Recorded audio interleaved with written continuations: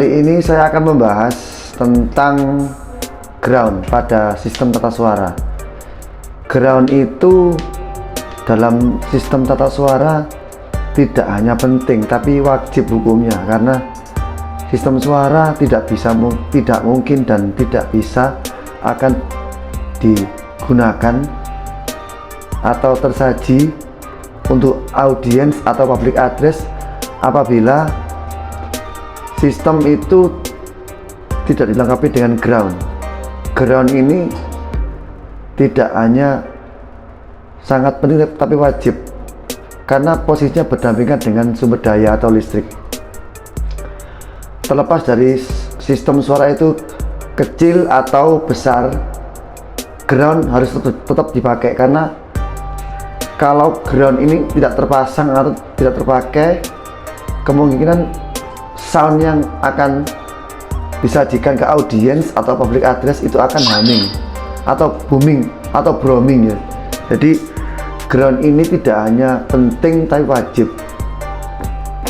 Banyak teman-teman yang mungkin pernah berkecimpung dalam dunia tata suara itu agak bingung, karena kadang posisi ground yang kurang kuat itu juga menimbulkan dampak yang sama seperti tidak memakai ground.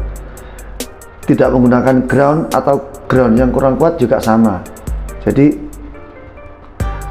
posisi ground ini sangat wajib dan harus dipakai.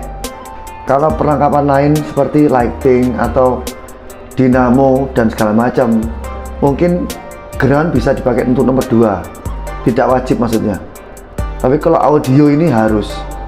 Kalau anggaplah kalau dinamo ini mungkin di background agar tidak ada tegangan imbas atau tegangan liar supaya tidak menyentuh tangan atau kesetrum ya.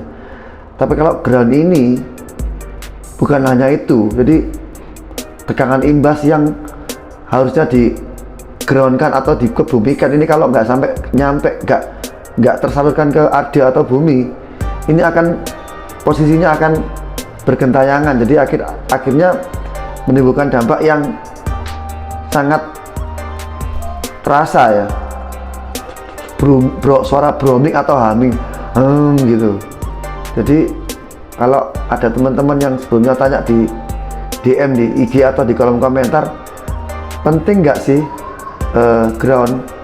Saya jawab bukan hanya penting tapi wajib, karena tidak mungkin kalau sistem tata suara itu tanpa ground. Wajib dan harus. Dan ground itu harus kuat. Kalau nggak kuat, bisa jadi suara yang timbul juga sama seperti kita tidak pakai ground.